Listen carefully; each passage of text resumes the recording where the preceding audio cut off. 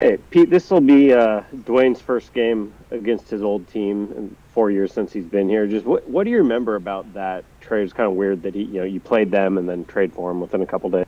Yeah, that was a strange turnaround right there. But I asked him about it this week just to check in with him. He's been gone long enough, and there's hardly anybody there that he was with and all that, so it's not a big deal to him. It didn't sound like, but it's been a big deal. We made a big trade to get him. He's played great football for us. He's been a great leader for our club and all that. So, I don't know if there's anything significant past that, but leave it.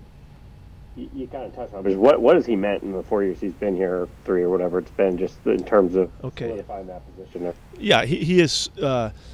He's such a great leader because he works so hard and takes care of himself so well. He's a guy's always working. He's always working out. He's always on it. Tougher than nails about coming back from anything. He's had nicks and all that kind of stuff over the years, and always gets back with a great attitude. And we've learned how to work with him to make sure that he's at his best. I think he's been had a really good run this year, and hopefully we can keep it going through the rest of the season. But his voice is what's really powerful, John. When he talks to the players, when he speaks, everybody's listening, and he's firm about his thoughts, and he's competitive in games, and he moves guys into games by the things he says at times and stuff. And so, he's everything you're looking for. Corbin?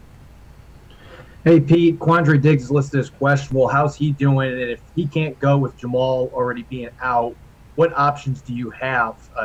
Safety position looks like it's pretty thin right now. He's going. He feels fine. We missed time so that we could rest him to make sure, but he's determined to play. So I'm not even thinking about it. Michael Sean. Hey, Pete, of the two injuries listed for Travis Homer, which one is keeping him out?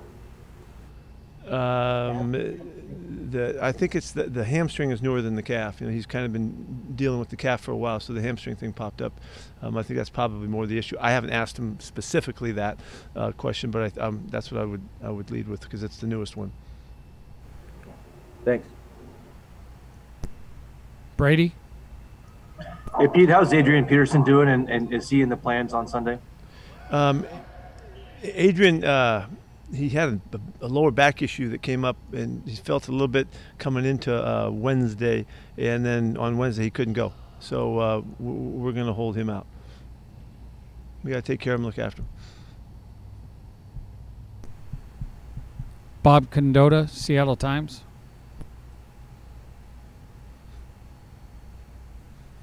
Yeah, Pete. Just what's the situation with Brandon Shell and would Jake Curhan be an option there if Brandon can't go? Yeah, Jake has played on the right side for us, and Stone can play there as well. Brandon, he's been hanging in there with the shoulder that's been just a bother to him, and we just got to give him a break this week and see if we can get him stronger for the finish of the season. Greg Bell. Pete, do you expect that Russell Wilson's through all the finger now and he's at his 8-week mark? And was it really noticeable that last week was so much better than the weeks before that?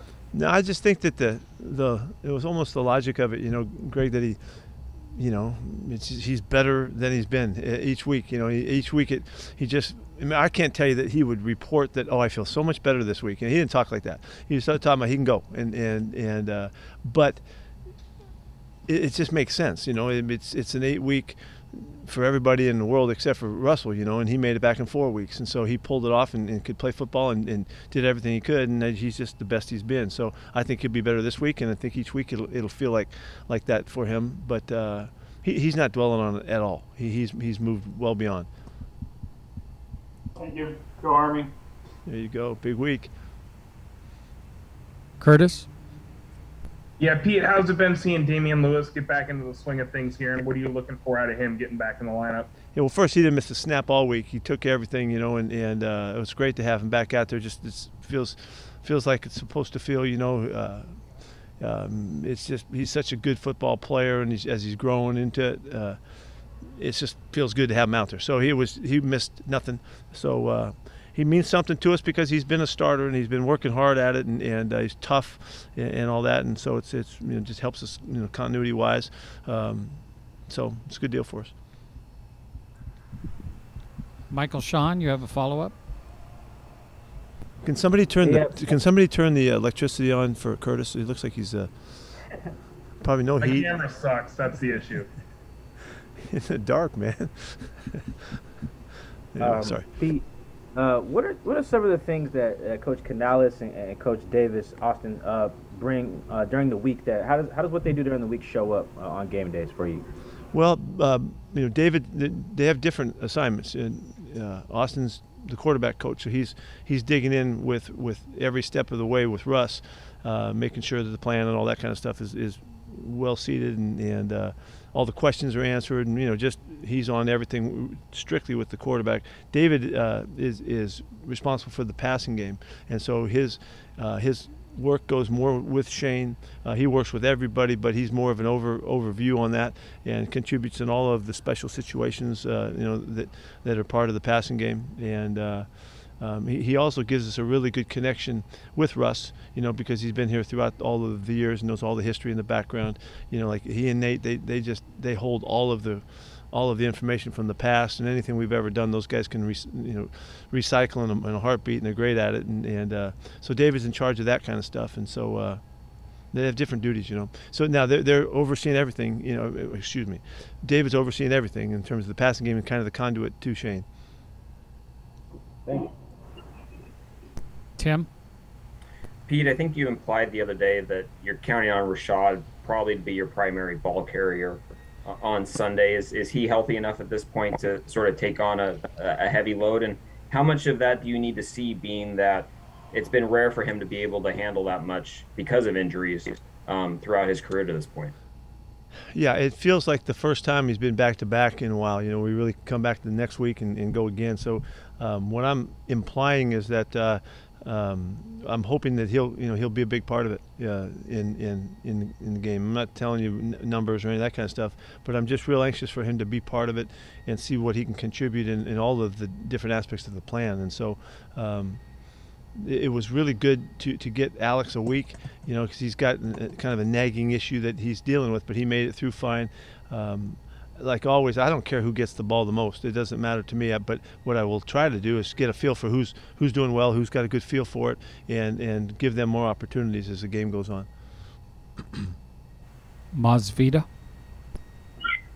What kind of week did you get from Gerald Everett practice week this week? Yeah, we got a really focused week from Gerald. He's really disappointed in the game from last week, and we did not talk about it. We were on the topic all week. It's such a big deal to take care of the football, and he had his issues this past week. So Chad Morton was kind of his personal study, and he was with them all week long, making sure that he's doing everything he could possibly do to take care of the football like he's supposed to. And so he was humbled by it. He was disappointed that he did what happened. He's fortunate, and he knows it too, that we won the football game. But he'll bounce right back. Brady? Hey, Pete, did Jamal Adams have his surgery? Yes, he did. And they, just the early indications that they really worked hard to make sure that that this is going to be secure and all that, and they took some steps to do that. And so I haven't talked to him yet since the surgery, but we got really good reports on what they did. And what kind of timetable does that in terms of when he could be back to doing stuff? I don't have those dates for you right now. I don't know that. Last question, John Boyle. Yeah, Pete, you kind of touched on this when Tim asked about Rashad, but how did Alex benefit from taking a weekend off and maybe getting a little help there? The last couple weeks, Alex was preparing, by really holding back during the week and then letting it go on the weekend. And this week he didn't have to do that. He was able to practice fast and hard and get his reps in, because just missing that game just gave him a boost. So, he's he should be back to normal and back to to full flow and all that. I know he's excited about coming back. He hated that he missed a game, but we kind of had to do it. He wouldn't have chosen not to play. He wanted to go, and we had to do it to try to rest him and give him a little bit of a jump for this finish of the season coming up. Thanks, everyone. See you guys. Travel safe.